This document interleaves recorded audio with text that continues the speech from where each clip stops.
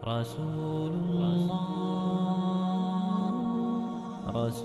الله طال بي الحنين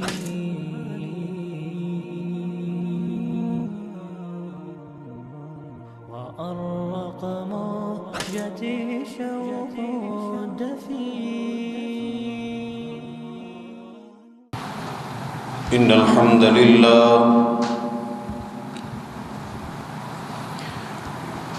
الحمد لله نحمده ونستعينه ونستغفره ونؤمن به ونتوكل عليه ونعوذ بالله من شرور أنفسنا ومن سيئات أعمالنا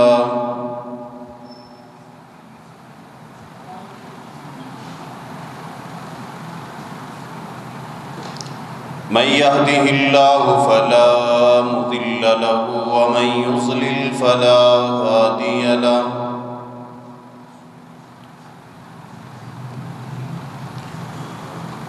أما بعد فإن خير الحديث كتاب الله وخير الهدي هدي محمد صلى الله عليه وسلم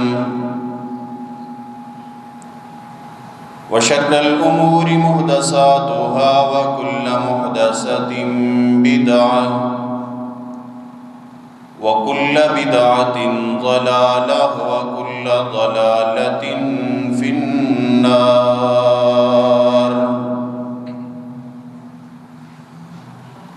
قال الله تعالى في كلامه المجيد: أعوذ بالله السميع العليم من الشيطان الرجيم. بسم الله الرحمن الرحيم.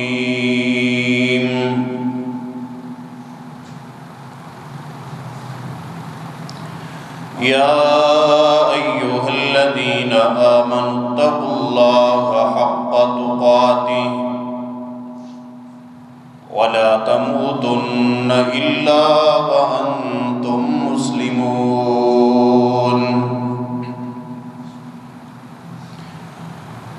يا أيها الناس اتقوا ربكم الذي خلقكم من نفس واحدة وخلق منها زوجها وبث منهما رجالا كثيرا ونساء واتقوا الله الذي تساءلون به والأرحام إن الله كان عليكم رقيبا. يا أيها الذين آمنوا اتقوا الله وقولوا قولا سديدا يصلح لكم أعمالكم ويغفر لكم ذنوبكم ومن يطع الله ورسوله فقد فاز فوزا عظيما. وقال الله تعالى في مقام آخر: قل إن كان آباؤكم وأبناؤكم وإخوانكم وأزواجكم وعشيرتكم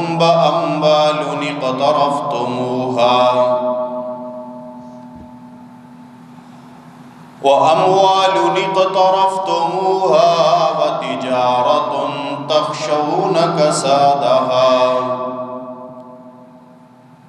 ومساكن ترضونها أحب إليكم من الله ورسوله وجهاد في سبيله فتربصوا حتى يأتي الله بأمره والله لا يهدي القوم الفاسقين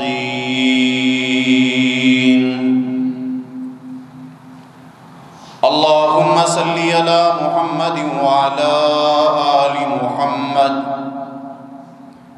كما صليت على إبراهيم وعلى آل إبراهيم إنك حميد مجيد اللهم بارك على محمد وعلى آل محمد كما باركت على إبراهيم وعلى آل إبراهيم إنك حميد مجيد رب اشرح لي صدري ويسر لي أمري واحلل عقدة من لساني يفقهوا قولي رب زدني علما رب زدني علما اللهم رب زدني علما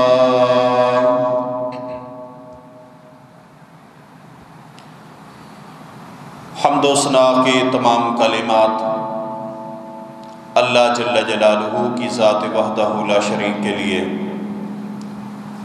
اور درود و سلام سرور کونین امام الانبیاء جناب محمد الرسول اللہ صلی اللہ علیہ وسلم کی ذات مقدس اور مطہر پر۔ حضرات گرامی، پچھلے خطبہ جمعہ میں نبی کریم صلی اللہ علیہ وسلم کی عظمت اور ان لوگوں کا انجام ذکر کیا تھا جو اللہ کے نبی کی توہین اور گستاخی کے مرتکب ہوتے ہیں۔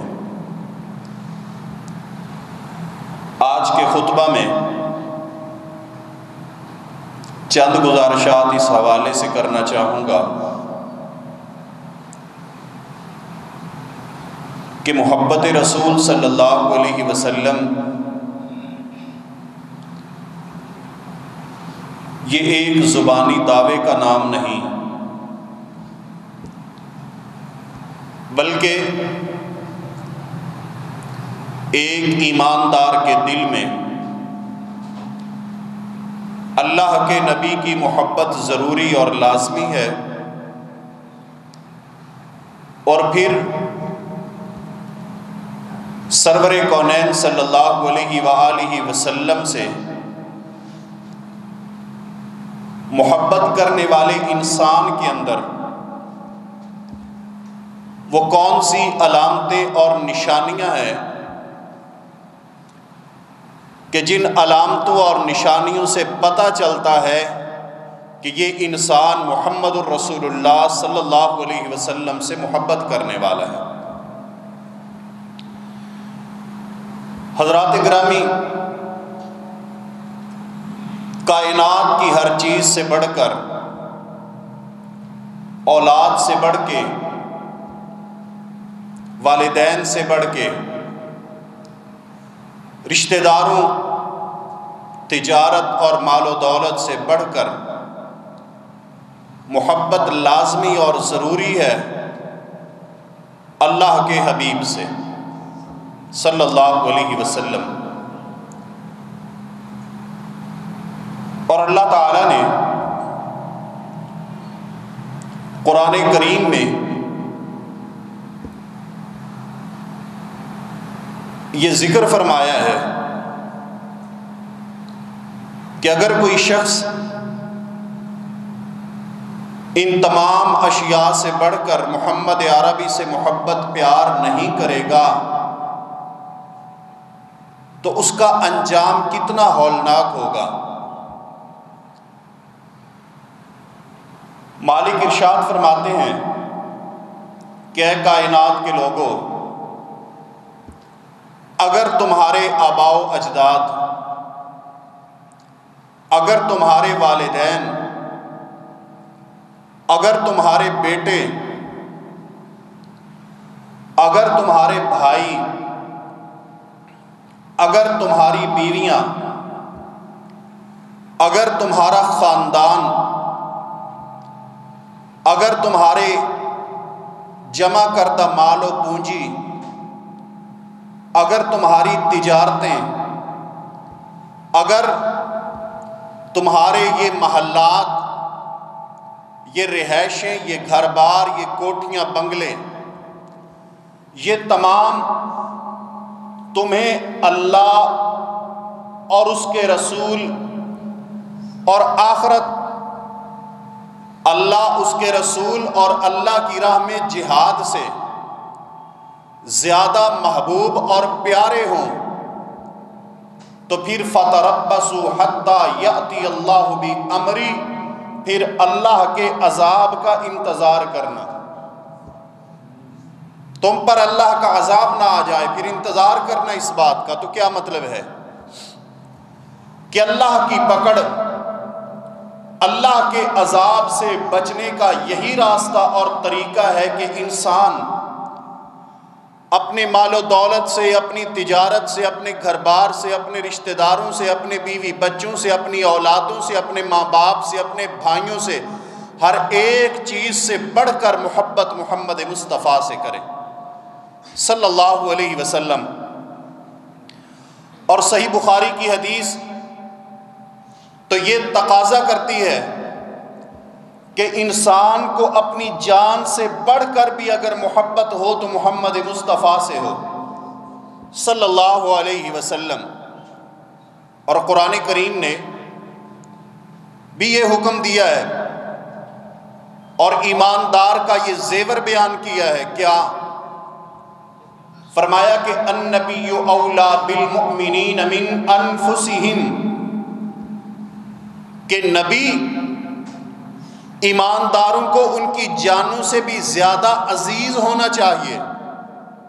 پیغمبر، اللہ کا نبی، اللہ کا رسول محمد مصطفیٰ صلی اللہ علیہ وآلہ وسلم ایمانداروں کے ہاں ان کی جانوں سے بھی زیادہ عزیز ہیں۔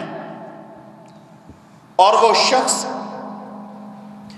جس کو اپنی جان سے پیار زیادہ ہے، جس کے ہاں محمد مصطفیٰ صلی اللہ علیہ وسلم سے بڑھ کر اپنی جان عزیز ہے، وہ شخص اپنے ایمان کا حساب کتاب کرے، اپنے ایمان کا محاسبہ کرے، غور و فکر کرے اپنے ایمان پہ۔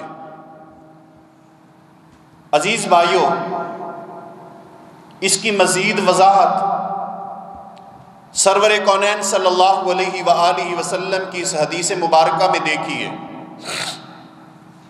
حضرت عبداللہ بن ہشام رضی اللہ تعالیٰ عنہ بیان فرماتے ہیں کہ ہم رسول اللہ صلی اللہ علیہ وسلم کے ساتھ ہیں، اور آپ صلی اللہ علیہ وسلم نے سیدنا عمر فاروق رضی اللہ تعالی عنہ کا ہاتھ پکڑا ہوا ہے۔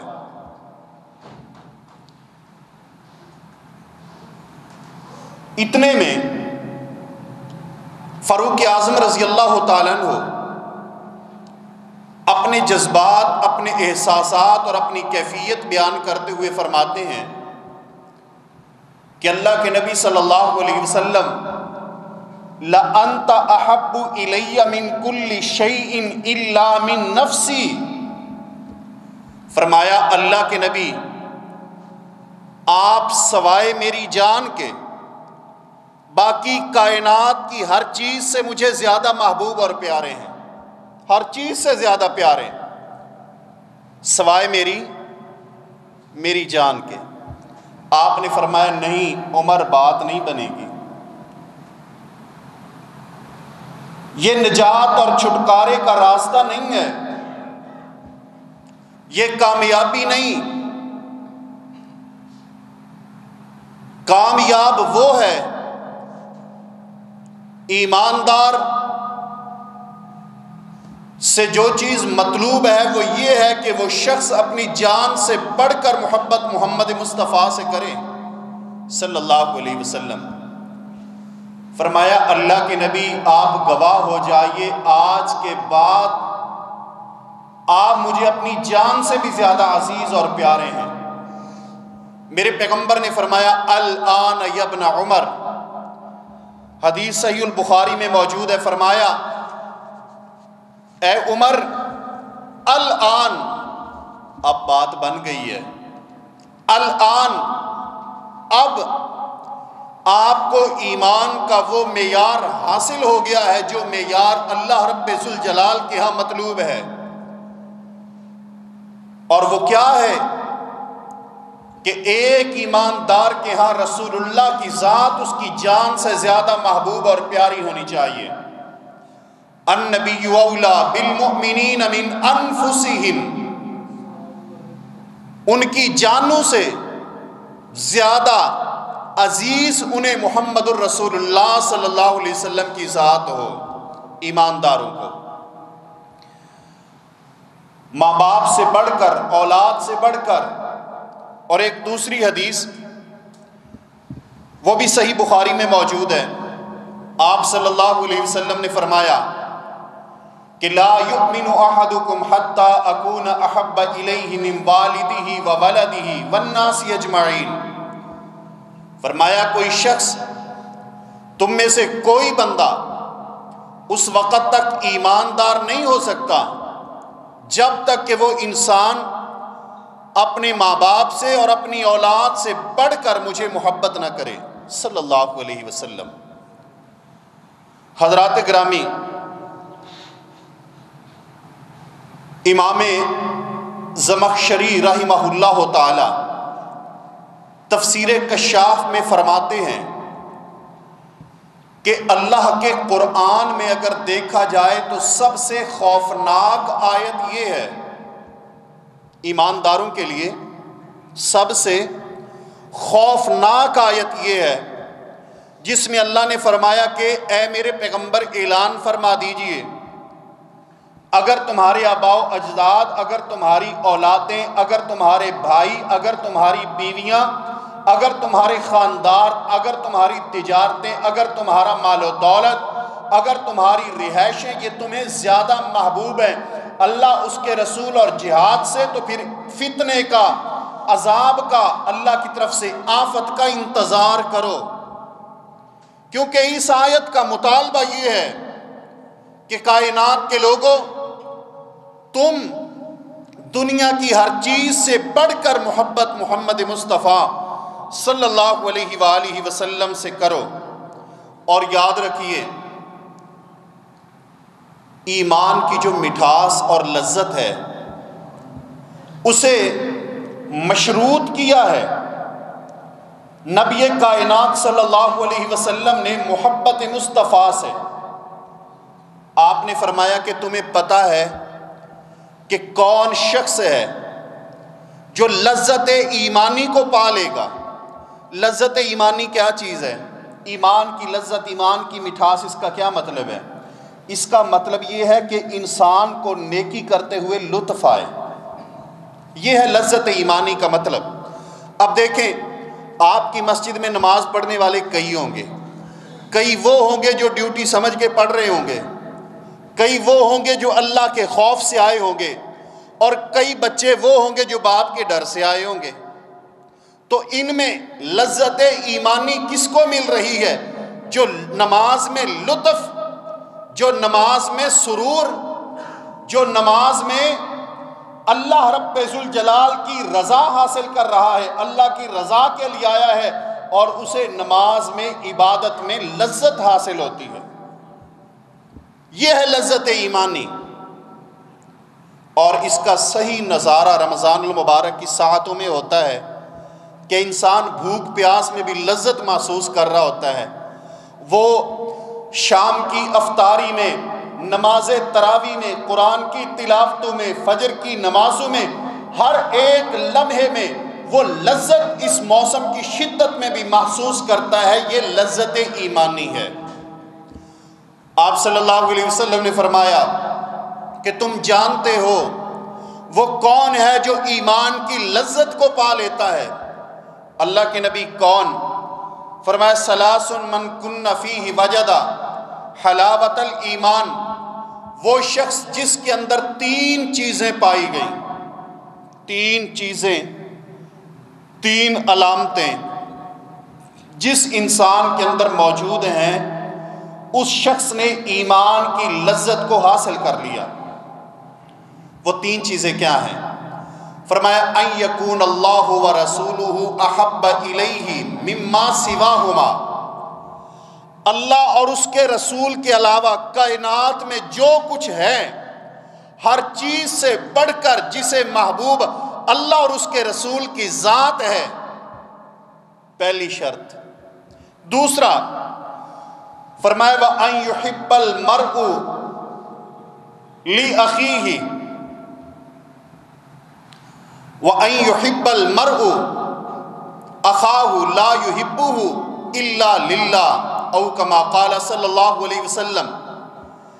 اور دوسرے نمبر پر یہ ہے کہ انسان اپنے کسی بھائی سے محبت کرتا ہے، لیکن وہ محبت کسی فائدے، کسی طمع، کسی لالچ کی بنا پہ نہیں ہے، مفادات پہ مبنی نہیں۔ یہ محبت کرتا ہے تو صرف اللہ کی ذات کے لیے کرتا ہے، اللہ کی رضا کے لیے کرتا ہے، یہ دوسری علامت۔ اور تیسری، آپ صلی اللہ علیہ وسلم نے فرمایا وَأَن يَكْرَهَ أَن يَعُودَ فِي الْكُفْرِ كَمَا يَكْرَهَ أَن يُقْذَفَ فِي النَّارِ۔ صحیح بخاری اور صحیح مسلم میں حدیث مبارکہ موجود ہے۔ آپ نے فرمایا کہ تیسری علامت یہ ہے کہ کوئی شخص کفر میں جانا اس کو اپنے لیے ایسے ہی ناپسند سمجھتا ہے جیسے جہنم کی آگ میں ڈالا جانا ناپسند سمجھتا ہے۔ تین چیزیں، پہلی چیز اللہ اور اس کے رسول سے محبت کائنات کی ہر چیز سے زیادہ۔ دوسری علامت فرمایا کوئی شخص اپنے بھائی سے محبت کرتا ہے اور صرف اللہ کے لیے۔ اور تیسری علامت یہ شخص جب سے مسلمان ہوا ہے، جب سے دین اسلام پہ آیا ہے، یہ کفر کو ایسے ہی ناپسند کرتا ہے جیسے جہنم کی آگ کو ناپسند کرتا ہے، آگ میں ڈالا جانا جیسے ناپسند کرتا ہے۔ آپ صلی اللہ علیہ وسلم نے فرمایا جس بندے کو یہ تین چیزیں مل گئیں اس شخص کو لذت ایمانی حاصل ہو گئی ہے، ایمان کی لذت مل گئی اسے۔ اس لیے میرے بھائیوں، اس حدیث مبارکہ سے پتہ چلا کہ اللہ کے نبی صلی اللہ علیہ وآلہ وسلم کی محبت یہ وہ چیز ہے جو ایمان کی لذت کا سبب اور باعث بن جاتی ہے۔ میرے محبوب کی محبت صلی اللہ علیہ وسلم معمولی چیز نہیں، اور یہ دعووں کی حد تک نہیں ہے۔ عملی طور پہ محبت رسول اپنے دل میں مجزن کیجئے۔ اس کا فائدہ کیا ہے؟ ایک شخص، صحیح مسلم کی حدیث مبارکہ، سیدھا سادہ آدمی ہے، اللہ کے نبی صلی اللہ علیہ وآلہ وسلم کے پاس آیا اور آتے ہی سوال کیا اللہ کے نبی مجھے یہ بتائیں متی الساعہ، قیامت کب آئے گی؟ قیامت کب آئے گی؟ سوال کیا۔ اللہ کے نبی نے ایک اور حدیث میں اس کا جواب یہ دیا، جب جبریل امین نے آپ سے سوال کیا کہ مل مسئول اعلم بہا من السائل، کیا جبریل اس قیامت کے متعلق مجھے بھی اتنا ہی پتہ ہے جتنا آپ کو پتہ ہے، جیسے آپ کو علم نہیں کب آئے گی مجھے بھی نہیں علم کہ یہ کب آئے گی۔ وَعِندَهُ عِلْمُ السَّاعَةِ، کیونکہ قیامت کا علم کس کے پاس ہے؟ اللہ کے پاس ہے۔ يُجَلِّيهَا لِوَقْتِهَا، جب اس کا ٹائم آئے گا میرا اللہ اسے نافذ کر دے گا۔ تو یہ شخص آیا، فرمایا محبوب کائنات مجھے یہ بتائیے، بڑے پتے کی بات ہے، وہ بھائی جن کو پتہ نہیں قیامت کب آئے گی، میں اور آپ بے سر و سامان لوگ جن کے پاس اعمال کے کوئی بہت زیادہ ذخیرے نہیں، اس حدیث پہ غور فرمائیں۔ اللہ کے نبی قیامت کب آئے گی؟ میرے محبوب صلی اللہ علیہ وسلم نے فرمایا کہ مجھے یہ بتا کہ ما اعددت لہا، تو نے قیامت کی تیاری کتنی کر رکھی ہے؟ تیاری کتنی ہے؟ تجھے یہ تو جلدی ہے یا یہ تو سوال کی تڑپ ہے کہ قیامت کب آئے گی، یہ بتا قیامت کی تیاری کیا ہے تیری، کتنی تیاری ہے تیرے پاس؟ فرمایا اللہ کے نبی صلی اللہ علیہ وسلم میری اور تو کوئی تیاری نہیں، میرے پاس اور تو کچھ نہیں، لیکن ایک چیز ضرور موجود ہے، وہ کیا ہے؟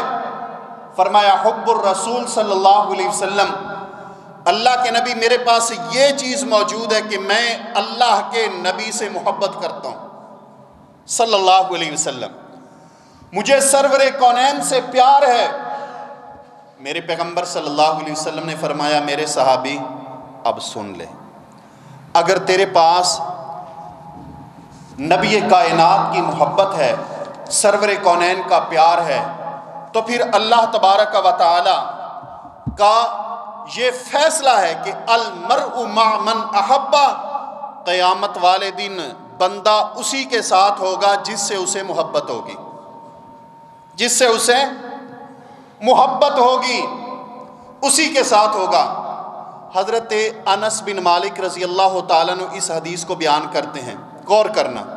جب اس حدیث کو بیان کیا تو پیارے انس بن مالک بڑے خوش ہوئے، فرمایا مجھے کسی اور حدیث کے سننے اور بیان کرنے پہ اتنی خوشی نہیں ہوئی جتنی خوشی مجھے رسول اللہ کی اس حدیث پہ ہوئی صلی اللہ علیہ وسلم۔ بھئی کیوں؟ اس کا سبب، اس کی وجہ فرماتے ہیں اس کی وجہ یہ ہے کہ امام کائنات نے اس میں گارنٹی دی ہے کہ قیامت والے دن انسان بندہ اس کے ساتھ ہوگا جس سے محبت کرتا ہوگا۔ فَإِنِّي أُحِبُّ رسول اللہ صلی اللہ علیہ وسلم وَأَبَا بَكْرٍ وَعُمَرٍ، تو میں اللہ سے محبت کرتا ہوں، رسول اللہ سے محبت کرتا ہوں، ابو بکر صدیق سے محبت کرتا ہوں، عمر فاروق سے محبت کرتا ہوں، اس لیے میرا ایمان ہے کہ قیامت والے دن میں اپنے نبی کے ساتھ ہوں گا، ابو بکر کے ساتھ ہوں گا، عمر فاروق کے ساتھ ہوں گا رضی اللہ تعالیٰ عنہ۔ تو یہ ایک بہت بڑا خزانہ ہے ایماندار کے لیے۔ وہ ایماندار، وہ مومن جس کے دل میں محبت مصطفیٰ ہے صلی اللہ علیہ وسلم، اس کے لیے یہ بہت بڑا خزانہ ہے، کیونکہ یہ بندہ قیامت والے دن اپنے نبی کے ساتھ ہوگا، اپنے رسول کے ساتھ ہوگا۔ اور نبی کا ساتھ، پیغمبر کا ساتھ کتنا عظیم ہے، پیغمبر کی صحبت کتنی قیمتی ہے۔ میں دو حدیثیں آپ کے سامنے رکھتا ہوں۔ ایک شخص رسول اللہ کے پاس آیا، فرمایا اللہ کے نبی صلی اللہ علیہ وآلہ وسلم میں گھر میں تھا، پریشان ہوا، آپ کے پاس آ گیا ہوں۔ جی کیا بات ہے؟ فرمایا اللہ کے نبی صلی اللہ علیہ وسلم آپ کی مجلس میں رہتے ہیں، آپ کی زیارت کرتی ہیں ہماری آنکھیں، آپ کو دیکھتے رہتے ہیں، پھر گھر چلے جاتے ہیں، پھر جب آپ کی محبت، آپ کی زیارت کا شوق، آپ کے چہرے کے دیدار کی تڑپ اٹھتی ہے، اللہ کے نبی ہم پھر آ جاتے ہیں، پھر آپ کی زیارت کر لیتے ہیں۔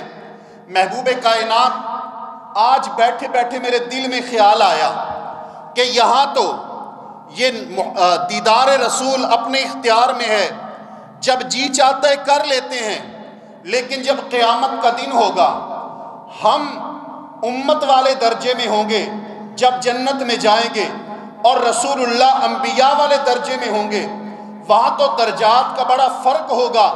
اے اللہ کے نبی، جب جنت میں ہمیں آپ کی زیارت کی حاجت اور تڑپ محسوس ہوگی، ہم آپ کا دیدار کیسے کریں گے؟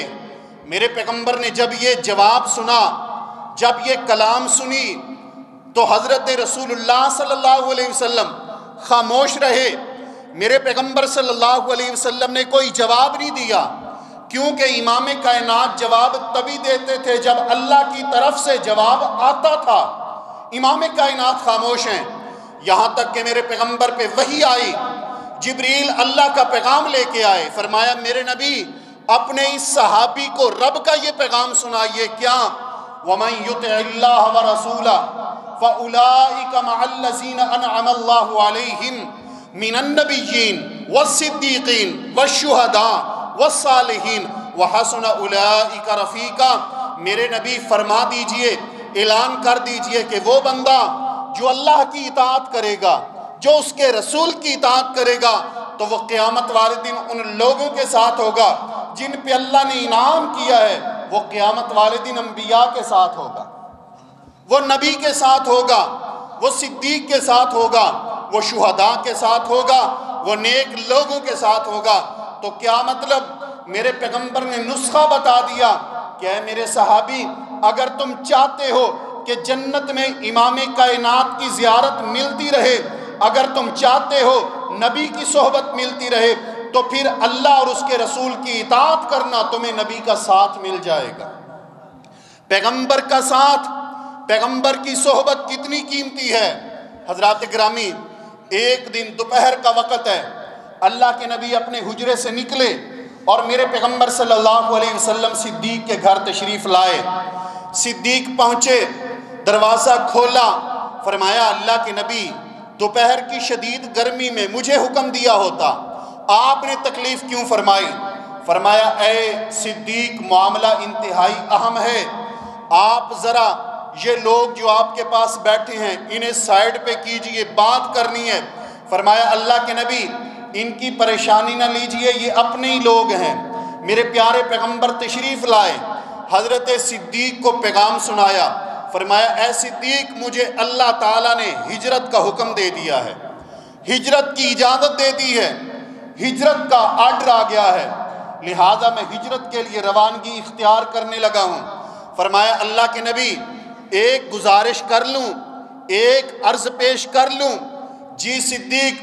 فرمایا الصحابہ، یا رسول اللہ کے نبی میرا یہ دل چاہتا ہے کہ آپ جب ہجرت پہ جا رہے ہیں تو اللہ کے نبی مکہ میں نے نہ آپ کو دکھ میں چھوڑا، نہ سکھ میں چھوڑا، نہ حضر میں چھوڑا، نہ سفر میں چھوڑا، نہ راتوں میں چھوڑا، نہ دنوں میں چھوڑا، نہ گھر میں چھوڑا، نہ بیت اللہ میں چھوڑا۔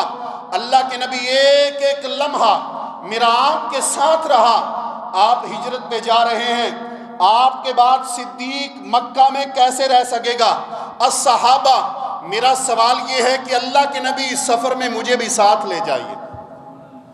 نبی کا ساتھ کتنا قیمتی ہے، کتنا قیمتی ہے پیغمبر کا ساتھ، کتنی عظمتوں والا ہے محبوب کائنات کا ساتھ۔ حضرات گرامی صدیق اکبر کی جب یہ بات سنی، میرے محبوب نے فرمایا اے صدیق تم تو یہ سوال کر رہے ہو کہ مجھے ساتھ لے کے جاؤ، جبکہ میرے اللہ نے جواب یہ دیا ہے کہ پیغمبر ہجرت پہ جاؤ لیکن اکیلے نہ جاؤ، صدیق کو ساتھ لے کے جاؤ۔ اللہ تبارک و تعالیٰ نے اکیلا میرا ہی نوٹیفیکیشن نہیں بھیجا، ساتھ آپ کا بھی بھیجا ہے، آپ کے آرڈر بھی آئے ہیں، آؤ تیاری کرو۔ حضرات گرامی صدیقہ کائنات فرماتی ہیں، غور کیجئے، صدیقہ کائنات فرماتی ہیں جب اللہ کے نبی نے یہ کہا نا صدیق میں اکیلا نہیں جاؤں گا، بلکہ میرے رب نے فرمایا ہے کہ صدیق کو بھی ساتھ لے کے جاؤ، میں نے دیکھا کہ آنسوؤں کی وجہ سے میرے بابا جان کی داڑھی تر ہو گئی۔ تو مجھے اس دن پتہ چلا کہ لوگ غم میں ہی نہیں روتے بلکہ خوشی میں بھی آنسو آ جاتے ہیں، خوشی میں بھی آنسو نکل آتے ہیں۔ یہ صدیق کے خوشی کے آنسو ہیں، اور کس بات پہ کہ سفر ہجرت میں بھی اللہ نے محمد مصطفیٰ کا ساتھ اور صحبت عطا فرمائی ہے۔ اور یاد رکھیے صدیق کو پتہ تھا کہ یہ راستہ کوئی آسان راستہ نہیں، یہ کانٹوں کا راستہ ہے، یہ پتھروں کا راستہ ہے، یہ پریشانیوں کا راستہ ہے، یہ تکلیفوں کا راستہ ہے، جہاں مکے والوں نے پیچھا کرنا ہے، جان بھی جا سکتی ہے، لیکن اس کے باوجود پیغمبر کو صدیق نے اکیلا نہیں چھوڑا، نبی کا ساتھ مانگا، صحبت مانگی، ساتھ گئے۔ اس لیے جب پیغمبر کا ساتھ اتنا قیمتی ہے تو مجھے اور آپ کو مل رہا ہے، ہمیں لینا چاہیے نا۔ کیسے مل رہا ہے؟ جیسے میں نے بتایا کہ قیامت کی تیاری کیا کی ہے اللہ کے نبی، اور تو تیاری کوئی نہیں، لیکن اتنا ضرور ہے کہ میں اللہ کے نبی سے محبت کرتا ہوں۔ فرمایا المرء مع من احبہ، اگر تیری نبی سے محبت ہے تو قیامت والے دن تجھے ساتھ بھی محمد مصطفیٰ کا ملے گا صلی اللہ علیہ وسلم۔ اس لیے میرے بھائیوں، اگر آج میرے اور آپ کے دل میں محمد الرسول اللہ صلی اللہ علیہ وآلہ وسلم کی محبت کے ہم دعوے دار ہیں، تو پھر ہمیں عملی طور پر رسول اللہ صلی اللہ علیہ وسلم کی محبت، اطاعت اور اتباع کو اپنانا ہوگا۔ اور حضرت قاضی ایاز رحمہ اللہ تعالی فرماتے ہیں کہ اللہ کے نبی کی محبت کے تقاضے کیا ہیں؟ کیا تقاضے ہیں رسول اللہ کی محبت کے؟ وَمِن مُحَبَّتِهِ صلی اللہ علیہ وسلم نصرت سنتہ وَالذَّبُّ عن شریعتہ وتمنی حضور حیاتہ فتبذل نفسہ صلی اللہ علیہ وسلم، فرماتے ہیں کہ اللہ کے نبی کی محبت کا تقاضا یہ ہے کہ انسان پیغمبر کریم صلی اللہ علیہ وسلم کی سنت کی مدد کرتا رہے، نصرت کرتا رہے، اسے پھیلانے کی کوشش کرتا رہے، وَالذَّبُّ عَنْ شَرِيَّتِهِ، اور پیغمبر کی شریعت کا دفاع کرتا رہے۔ نبی کی شریعت کا، محبت رسول کا تقاضا کیا ہے کہ مصطفیٰ کی شریعت کا دفاع کرے۔ یہ محبت رسول نہیں کہ انسان پیغمبر کی محبت کا، محبت رسول کا، غلامی رسول کا، عشق رسول کا دعویٰ بھی کرے اور نبی کی شریعت کا مذاق بھی اڑائے، نبی کی شریعت کا تمسخر بھی اڑائے، پیغمبر کی سنت کا استہزاء بھی کرے۔ یہ کوئی محبت نہیں ہے۔ اس لیے محبت مصطفیٰ کا تقاضا یہ ہے کہ انسان پیغمبر صلی اللہ علیہ وسلم کی سنت سے محبت بھی کرے اور پیغمبر کی شریعت کا دفاع بھی کرے، دفاع کرے یہ انسان۔ یہ محبت رسول صلی اللہ علیہ وسلم ہے۔ اور میرے بھائیوں، آج ویسے میرا کوئی ایسا مائنڈ نہیں تھا، لیکن جاتے جاتے بات آ گئی ہے، سیزن بھی چل رہا ہے تو میں کرتا ہی جاؤں۔ آج بڑے لوگ میرے اور آپ کے پاس آ رہے ہیں کہ جی ہم ختم نبوت کی خاطر سب سے پہلے پارلیمنٹ میں آواز اٹھانے والے تھے، ہم نے ختم نبوت کی وجہ سے یہ کیا اور وہ کیا، لہٰذا ووٹ کے حقدار ہم ہیں۔ یاد رکھیے، یہ لوگ محمد مصطفیٰ صلی اللہ علیہ وسلم کی شریعت کا اگر دفاع کرنے والے ہوتے تو یہی بل پہلے اسمبلی میں تیار ہوا، پھر سینٹ میں گیا، پھر یہ سینٹ سے واپس آیا۔ اور پڑھیے شوکت عزیز صدیقی کی رپورٹ، جس نے یہ لکھا ہے کہ صرف 2 یا 3 لوگ تھے جنہوں نے اعتراض اٹھایا تھا کہ یہ ختم نبوت کی جو شق ہے یا یہ جو الفاظ ہیں ان میں ترمیم یہ قابل قبول نہیں نہ کی جائے۔ لیکن وہاں پر وہ کون لوگ تھے جو اس اعتراض کے آگے بند باندھنے لگے تھے؟ وہ کون لوگ تھے جو یہ کہتے تھے کہ نہیں نہیں یہ ترمیم جیسے ہو گئی ہے اسے ویسے ہی چلنے دیا جائے؟ لیکن جب یہ مسئلہ اور یہ قانون باہر آیا، دینی جماعتیں ان کے نوٹس میں آیا، جب ان لوگوں نے اسمبلی میں بیٹھے ہوئے لوگوں نے ان دینی جماعتوں کا احتجاج، ان کا واویلا، ان کا شور دیکھا تو انہوں نے بھی اسمبلی میں یو ٹرن لے لیے۔ میرے بھائیوں غور کیجئے، اگر تم واقعی نبی کی شریعت سے پیار کرنے والے ہو، اگر واقعی محمد مصطفیٰ صلی اللہ علیہ وسلم کی شریعت کا دفاع کرنے والے ہو، اگر واقعی امام کائنات کی سنتوں سے محبت کرنے والے ہو، تو کم از کم پورے 5 سالوں میں کوئی ایک پارلیمنٹیرین، کوئی ایک قومی اسمبلی کا ممبر، کوئی ایک صوبائی اسمبلی کا ممبر کم از کم کسی محاذ پہ تو بولتا کہ سنت رسول کے خلاف اعلان جنگ ہے، اللہ اور اس کے رسول سے سود، لہٰذا سود کے خلاف اس اسمبلی میں قانون سازی کی جائے، اور کسی نے کی؟ بولو۔ اب یہ شریعت کے حقدار بنے ہوئے اور ٹھیکیدار بنے ہوئے ہیں۔ کوئی تو بولتا کہ ملک پاکستان میں شراب نوشی پہ پابندی لگائی جائے، کوئی تو بولتا کہ ملک پاکستان میں پردے کا نفاذ کیا جائے، کوئی تو بولتا کہ ملک پاکستان میں مخلوط تعلیم کا نظام بند کیا جائے، کوئی تو بولتا کہ ملک پاکستان میں یہ گانے اور بجانے پر پابندیاں لگائی جائیں، اور لوگوں کوئی تو بولتا کہ جب تم مساجد کے سپیکر اتار رہے تھے، لاؤڈ سپیکر نیچے اتار رہے تھے، جب مساجد کے سپیکروں پر پابندیاں لگ رہی تھی، کوئی تو بولتا کہ ناچ گانے پہ بھی پابندی لگا دو، بے حیائی پہ پابندی لگا دو، فحاشی پہ بھی پابندی لگا دو، اور یعنی پہ بھی پابندی لگا دو۔ جس کا جی چاہتا ہے، جب چاہتا ہے، جس وقت چاہتا ہے، کسی روڈ کو بند کر کے شادی کے نام پر ساری رات بے حیائی کے فنکشن ہوتے ہیں۔ آپ کی مسجد میں انتظامیہ کی اجازت کے بغیر درس نہیں ہو سکتا، لیکن روڈ پہ انتظامیہ کی اجازت کے بغیر ڈانس ہو سکتا ہے کہ نہیں ہو سکتا؟ بولتے کیوں نہیں ہیں؟ پھر یہ آئیں گے کسی کو برادری یاد آ جائے گی، کسی کو قوم یاد آ جائے گی، کسی کو پارٹی یاد آ جائے گی، کسی کو کوئی یاد آ جائے گا، کسی کو کوئی یاد آ جائے گا۔ رب ذوالجلال کی قسم، یہ وہ لٹیرے ہیں کسی پارٹی سے بھی تعلق رکھتے ہوں کہ ان کا گریبان ہونا چاہیے اور ہمارا ہاتھ ہونا چاہیے۔ ہونا چاہیے کہ نہیں ہونا چاہیے؟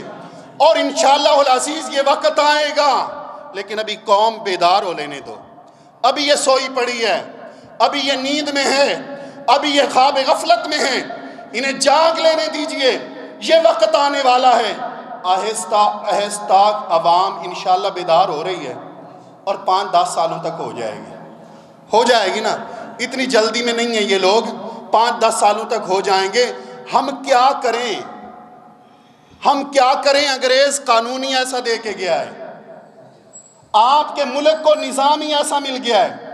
اب مجھے یہ سمجھ نہیں آتی، دیکھیں نا، غور کریں، ایک بندہ ایک فیصلہ دے، آپ ادھر بولیں یہ توہین عدالت ہے، ٹھیک ہے جی، ہو گئی، نہیں کرنی چاہیے۔ لیکن میں یہ سوال کرتا ہوں، ایک ہی بندہ ایک جج کو وہ نااہل نظر آیا، اگلے دن دوسرے کو اہل نظر آ گیا، یہ کیا قانون ہے؟ یہ کہاں کا نظام ہے؟ یہ کہاں کا عدل و انصاف ہے کہ ایک دن ایک بندہ صادق و امین نہیں ہے، اگلے 24 گھنٹے بعد وہ ہو گیا؟ وہ زمزم سے غسل کر آیا اتنی دیر میں، وہ کیا کر آیا ہے؟ اتنا تو بتائیں ہمیں، یہ قانون ہمیں تو سمجھائیں۔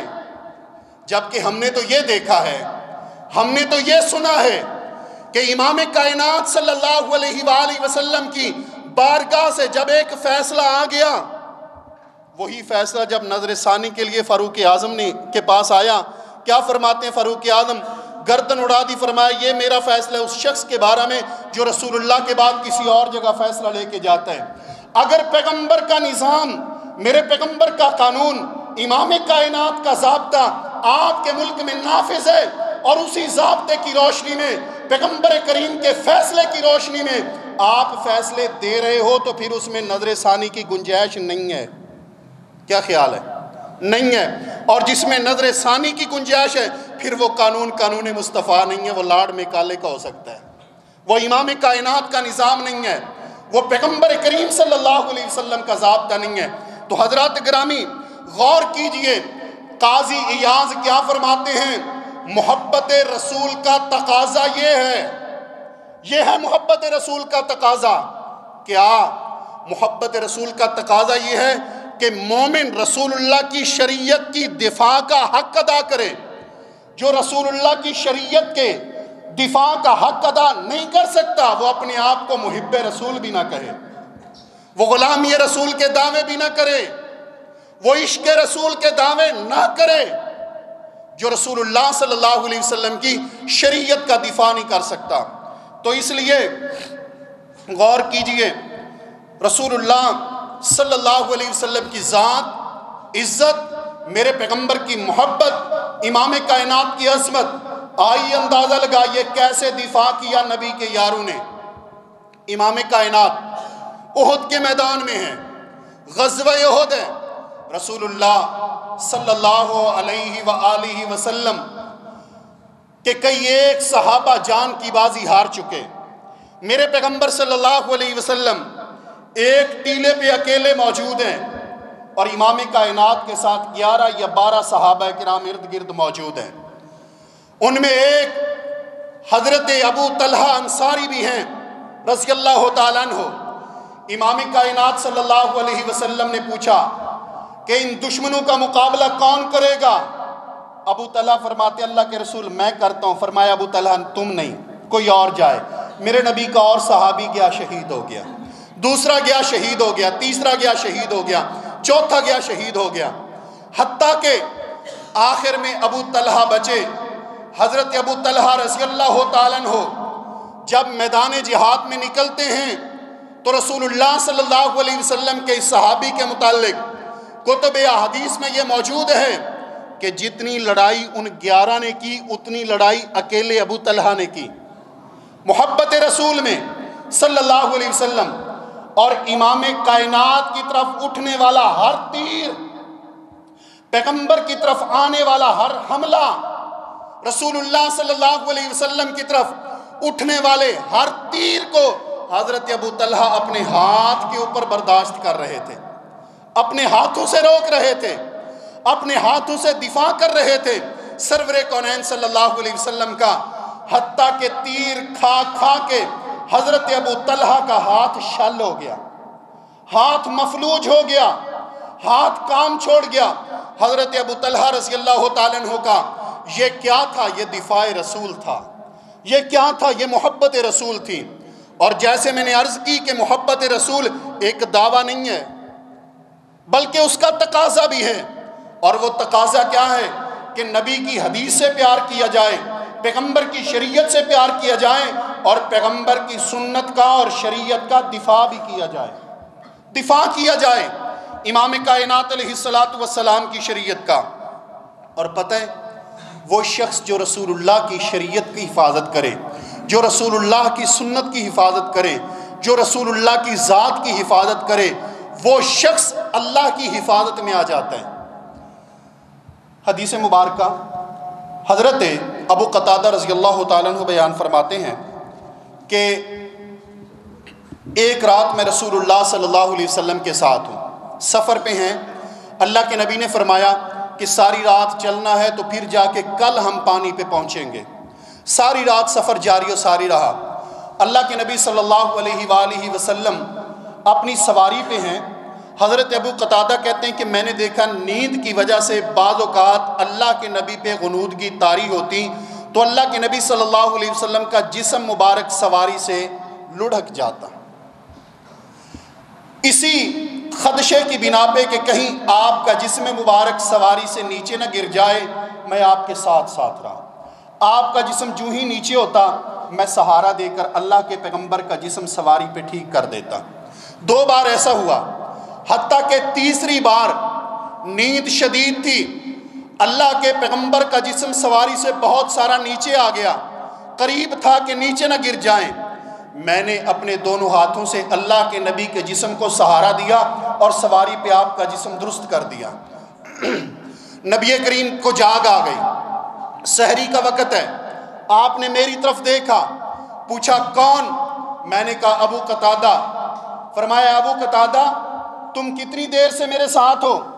فرمایا اللہ کے نبی میں تو پوری رات سے ہی آپ کے ساتھ ہوں، پوری رات سے آپ کے ساتھ ہوں، پہرا دے رہا ہوں۔ فرمایا اے میرے ابو قتادہ حافظک اللہ بما حفظت بہ نبیک، اللہ تبارک و تعالیٰ تیری حفاظت فرمائے کیونکہ تو نے اس کے نبی کی حفاظت کی ہے، تو نے اس کے نبی کی حفاظت کی ہے۔ میرے نبی کی یہ عظمت ہے، یہ مقام ہے، یہ شان ہے، جو نبی کی بات کی حفاظت کرے گا، نبی کی سنت کی حفاظت کرے گا، نبی کی شریعت کی حفاظت کرے گا، نبی کی ذات کی حفاظت کرے گا، اس کی حفاظت عرش والا رحمان کرے گا۔ اور حدیث مبارکہ بھی ہے نظر اللہ امرأً سمع مقالتی فوعاها ثم اداها، اللہ اس بندے کی حفاظت کرے، اللہ اس کو تر و تازہ رکھے۔ وہ بندہ جو پیغمبر کی حدیث سنتا ہے پھر اس کو آگے پہنچاتا ہے، یاد کیا آگے پہنچایا۔ تو اللہ تعالیٰ سے دعا ہے کہ اللہ تعالیٰ محبت مصطفیٰ ہر اہل ایمان کو عطا فرمائے اور اس کے تقاضے پورے کرنے کی بھی توفیق عطا فرمائے۔ آمین ثم آمین۔ وأقول قولی ھذا وأستغفر اللہ لی ولکم ولسائر المسلمین۔